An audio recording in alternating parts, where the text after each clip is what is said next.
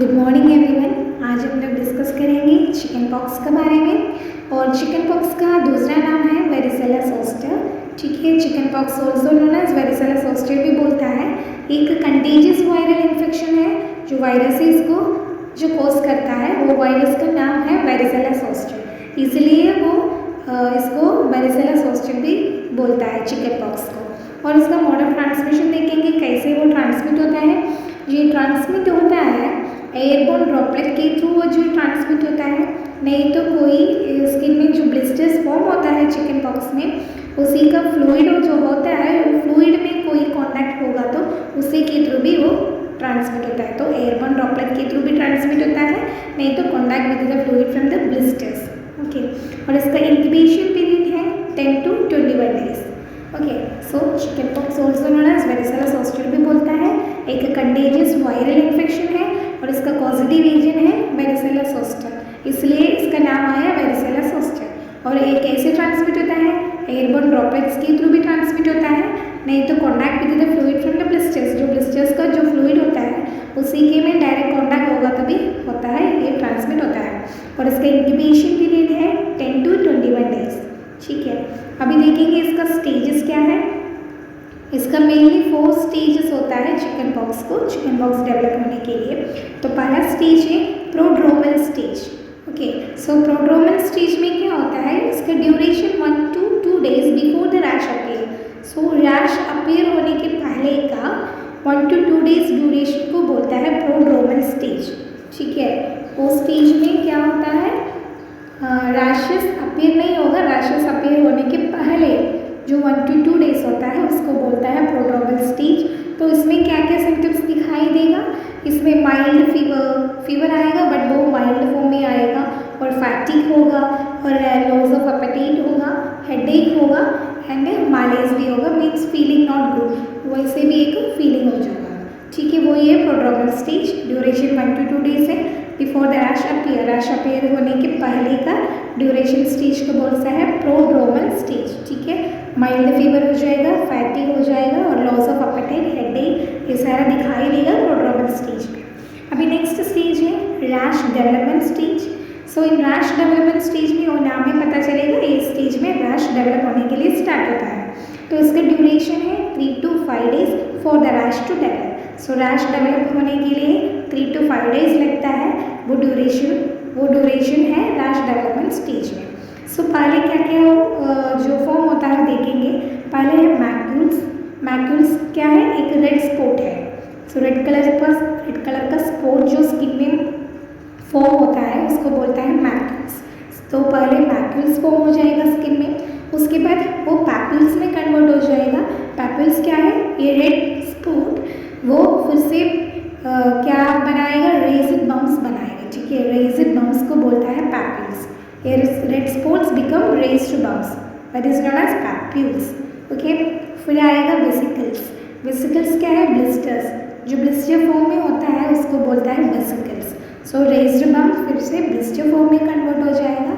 उसके बाद pustules. Pustules क्या है, पस, मीन्स जिसमें ब्लिस्टर्स में जो पस एक्यूमुलेट होगा उसको बोलता है पस्ट्यूल्स। ठीक है, उसमें पस भी फिलअप होगा ब्लिस्टर्स में। उसके बाद क्या होगा, क्रस्ट एंड स्कैब्स। उसके बाद वो ब्रेक डाउन होगा, क्रस्ट फॉर्म में होगा, स्कैब बन जाएगा वो रेड स्पॉट। ठीक है, यही ड्यूरेशन, यही डेवलप होता है रैश डेवलपमेंट स्टेज में। सो रैश डेवलपमेंट स्टेज क्या है, उसमें रैश जो डेवलप होता है तो 3 to 5 days लगेगा, वो ड्यूरेशन को उसको बोलता है रैश डेवलपमेंट स्टेज। पहले क्या फॉर्म होगा, मैक्यूल्स फॉर्म होगा, वही है रेड कलर का स्पॉट जो फॉर्म होता है वही है मैक्यूल्स। फिर वो बिकम रेजिड बम्प बनाएगा, उसको बोलता है papules. Then it converted into blister form, that is known as vesicles. Then it converted into pustules, means pus filled blisters, also known as pustules. Then it become crust and scabs. Okay, यही stage होता है हम लोग का rash development stage में। सो फिर देखेंगे हम लोग का नेक्स्ट स्टेज है, देखेंगे नेक्स्ट स्टेज, वो ये क्रस्टिंग एंड हीलिंग स्टेज होता है। ठीक है, क्रस्टिंग एंड हीलिंग स्टेज। सो इसमें क्या होता है, इसका ड्यूरेशन है 5 to 10 days। ठीक है, from the onset of the rash, जो रैश अपीयर होता है उसके बाद 5 to 10 days लगता है, वो ये क्रस्टिंग एंड हीलिंग स्टेज। इसी टाइम जो बोला है क्रस्ट फॉर्म हो जाएगा, ठीक है, वो ये। तो क्या क्या सिम्टम्स इसमें दिखाई देगा, ब्लिस्टर्स क्या होगा, ड्राई आउट हो जाएगा, ठीक है, ब्लिस्टर्स ड्राई आउट होने के लिए स्टार्ट होगा और फॉर्म्स स्कैब फॉर्म हो जाएगा और इचिंग कंटिन्यूअस, जो रैशेस होता है उसका इचिंग तो होगा, तो इचिंग कंटिन्यू करेगा और स्कैब फॉर्म करेगा और ब्लिस्टर्स क्या होगा, ड्राई आउट होने के लिए स्टार्ट होगा। वो ही है क्रस्टिंग एंड हीलिंग स्टेज, ठीक है। इसका ड्यूरेशन है 5 to 10 डेज, ठीक है। अभी लास्ट स्टेज है रिकवरी स्टेज, सो नाम से ही पता चलेगा इसी टाइम में वो ठीक हो जाएगा सारा। तो रिकवरी स्टेज में क्या होगा, इसका duration around weeks, means sometimes weeks लगेगा इसका वो ठीक होने के लिए। और सिम्टम्स में क्या क्या आएगा, फैटिग हो जाएगा और माइल्ड डिस्कम्फर्ट, थोड़ा माइल्ड डिस्कम्फर्ट फील हो जाएगा, वो ये रिकवरी स्टेज, ठीक है। अभी देखेंगे इसका पैथोफिजियोलॉजी कैसे है, ठीक है, वो देखेंगे हम लोग कैसे वो ट्रांसमिट होता है। सो पैथोफिजियोलॉजी में पहले क्या हो रहा है, exposure to varicella zoster virus. हम लोग पहले क्या किया, हम वेरिसेला जोस्टर वायरस में एक्सपोजर हो गया, तो वेरिसेला जोस्टर वायरस कहाँ एंटर करेगा, पहले हम लोग का रेस्पिरेटरी ट्रैक्ट में वो एंटर करेगा, ठीक है। अभी वायरस रेस्पिरेटरी ट्रैक्ट में एंटर किया, उसके बाद वो क्या करेगा, इनिशियल रिप्लिकेशन इन रेस्पिरेटरी म्यूकोसा, तो रेस्पिरेटरी का म्यूकोसा में वो रिप्लिकेट करेगा, नहीं तो मल्टीप्लाई करने के लिए स्टार्ट होगा, ठीक है। पहले क्या है, वेरिसेला जोस्टर हम लोग एक्सपोजर हो गया, उसके बाद वायरस हम लोग का रेस्पिरेटरी ट्रैक्ट में जो एंटर किया, उसके बाद कहाँ वो मल्टीप्लाई हो रहा है, हम लोग रेस्पिरेटरी म्यूकोसा में वो मल्टीप्लिकेशन नहीं तो रिप्लिकेशन होने के लिए स्टार्ट होगा। उसके बाद spreading infection to the regional lymph node, उसके बाद क्या हो रहा है, वो इन्फेक्शन को जो स्प्रेड करता है लिम्फ नोड तक, ठीक है। सो रीजनल लिम्फ नोड में वो इन्फेक्शन स्प्रेड हो गया, उसके बाद वायरस क्या करेगा, enters the blood stream and spread systemically, so virus blood stream में डायरेक्ट एंटर करेगा, फिर सिस्टमिकली वो स्प्रेड करेगा, पूरा ब्लड स्ट्रीम में पूरा वो सर्कुलेट करेगा वायरस, ठीक है। उसके बाद virus spreads to the skin and mucous membrane, उसके बाद कहाँ स्प्रेड होता है, हम लोग को स्किन में और म्यूकस मेम्ब्रेन में भी वो स्प्रेड होता है। उसके बाद replications in the skin causes vascular rash, so skin में जाके वो रिप्लिकेट करेगा, वायरस मल्टीप्लाई करने के लिए स्टार्ट होगा, उसी के वजह से क्या फॉर्म हो रहा है, वेसिकुलर रैश फॉर्म हो रहा है। वेसिकल्स क्या है, मैं तो पहले बताया, वो ब्लिस्टर फॉर्म है, जो ब्लिस्टर फॉर्म में रैश फॉर्म होता है उसको बोलता है वेसिकुलर रैश, तो ब्लिस्टर फॉर्म में रैश फॉर्म हो जाएगा स्किन में, ठीक है, क्योंकि स्किन में वो मल्टीप्लाई हो रहा है, ठीक है। तो कुछ भी इन्फेक्शन होगा, नहीं तो कुछ भी ये होगा, तो बॉडी में हम लोग का क्या, हम लोग का इम्यून सिस्टम तुरंत रिस्पॉन्ड करने के लिए स्टार्ट होगा, तो हम लोग का इम्यून सिस्टम रिस्पॉन्ड करेगा, उसी की वजह से इन्फ्लेमेशन भी हो जाएगा and it shows the sign and symptoms दिखाई देगा चिकन पॉक्स का। यही पैथोफिजियोलॉजी है चिकन पॉक्स का। तो मैं एक और बार भी बताती हूँ, तो पहले क्या होता है, वेरिसेला जोस्टर वायरस में हम लोग एक्सपोजर हो गया, तो वेरिसेला जोस्टर वायरस कहाँ एंटर किया हम लोग का, पहले रेस्पिरेटरी ट्रैक्ट में एंटर किया, उसके बाद रेस्पिरेटरी म्यूकोसा में जाके वो रिप्लिकेट करेगा, नहीं तो मल्टीप्लाई करेगा, उसके बाद क्या होगा, वो लिम्फ नोड में जाके इन्फेक्शन को स्प्रेड करता है, उसके बाद वायरस जो एंटर डायरेक्टली ब्लड स्ट्रीम में एंटर करेगा, फिर सिस्टमिकली वो स्प्रेड होते रहेगा क्योंकि पूरे ब्लड में वो सर्कुलेट करेगा, उसके बाद हम लोग स्किन में और म्यूकस मेम्ब्रेन में वो वायरस स्प्रेड हो जाएगा, फिर स्किन में वो रिप्लिकेट करेगा, मल्टीप्लाई करेगा, उसी के वजह से वेसिकुलर रैश फॉर्म हो रहा है, दैट इज ब्लिस्टर्स फॉर्म हो रहा है स्किन में। उसके बाद हम लोग इम्यून सिस्टम रिस्पॉन्ड करेगा, उसकी वजह से इन्फ्लेमेशन हो जाएगा and it shows the sign and symptoms दिखाई देगा हम लोग का बॉडी में। अभी देखेंगे इसका डायग्नोस्टिक इवैल्यूएशन हम लोग क्या क्या करेंगे, कैसे हम लोग फाइंड आउट करेंगे, ठीक है। तो पहले है हिस्ट्री कलेक्शन, तो हिस्ट्री कलेक्शन में क्या करता है हम लोग, रीज़न एक्सपोजर हुआ क्या नहीं उसका हिस्ट्री कलेक्ट करेगा और उसका सिम्टम्स का कैरेक्टरिस्टिक्स को भी हम लोग कलेक्ट करेगा, ठीक है। एसोसिएटेड सिम्टम्स का भी हम लोग हिस्ट्री कलेक्ट करेगा और रीज़न एक्सपोजर हो गया वो भी हम लोग उसका बारे में हिस्ट्री कलेक्ट करेगा। और नेक्स्ट क्या है फिजिकल एग्जामिनेशन, फिजिकल एग्जामिनेशन में हम लोग क्या क्या देखेंगे, रैश अपीयरेंस चेक करेगा, मीन्स स्किन में रैशेस अपीयर हुआ क्या नहीं, और डिस्ट्रीब्यूशन ऑफ रैशेस मीन्स कितना एरिया में वो डिस्ट्रीब्यूट हुआ है रैशेस, वो हम लोग चेक करेंगे। फिर हम लोग पीसीआर चेक करेगा, पॉलीमरेज चेन रिएक्शन चेक करेगा, उसमें हम लोग स्किन लीजन्स का सैंपल लेके हम लोग का वायरस का डीएनए हम लोग चेक करेगा पीसीआर में, पीसीआर टेस्ट में।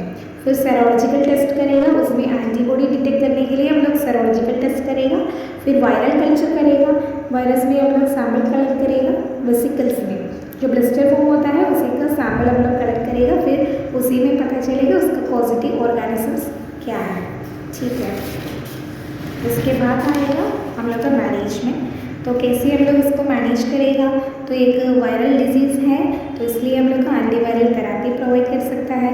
तो एंटीवायरल में क्या क्या ड्रग्स देता है, एसेक्लोविर देता है, ठीक है, वो हाई रिस्क पेशेंट को हम लोग जो यूज़ करता है एसेक्लोविर।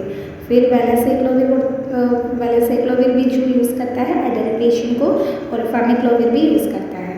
और पोस्ट एक्सपोजर प्रोफिलैक्सिस में आएगा इम्यूनोग्लोबुलिन ट्रीटमेंट, ठीक है, उसमें virus IG immunoglobulin varicella zoster का इम्यूनोग्लोबुलिन हम लोग डायरेक्ट प्रोवाइड करता है, ठीक है, वो पोस्ट एक्सपोजर प्रोफिलैक्सिस में, ठीक है, given in 96 hours after exposure होने के बाद 96 आवर्स में हम लोग देता है immunoglobulin treatment, that is virus IG, ठीक है।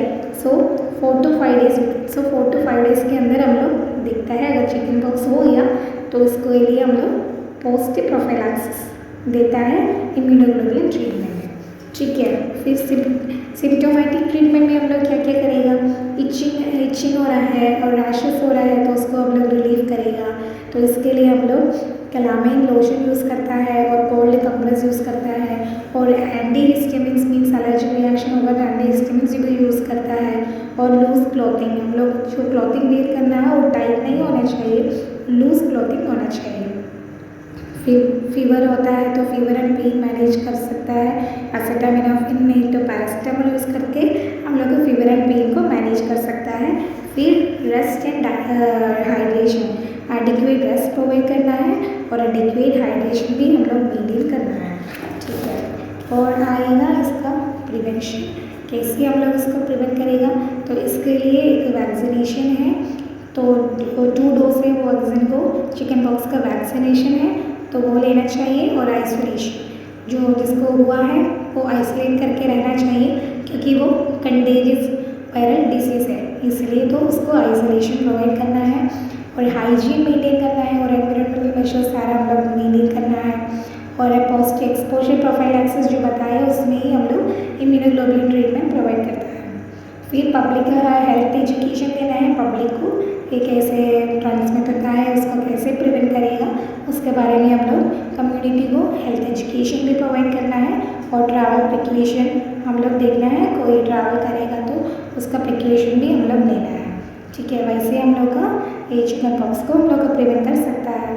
और अभी इसका नर्सिंग डायग्नोसिस देखिएगा तो क्या क्या बना सकता है हम लोग का, इम्पेयर्ड स्किन इंटीग्रिटी हो सकता है, और risk for secondary bacterial infection भी हो सकता है, और hyperthermia, acute pain, impaired comfort, risk for fluid volume deficit, और imbalance nutrition less than body requirement, और disturb sleep pattern, anxiety, social isolation and knowledge deficit, ये सारा भी हम लोग का एनसीपी भी बना सकता है, ठीक है। प्रायोरिटी यही है, इम्पेयर्ड स्किन इंटीग्रिटी होगा, risk for secondary bacterial infection and hyperthermia and acute pain, ये चारों प्रायोरिटी है हम लोग का चिकन पॉक्स का एनसीपी बनाने के लिए, ठीक है।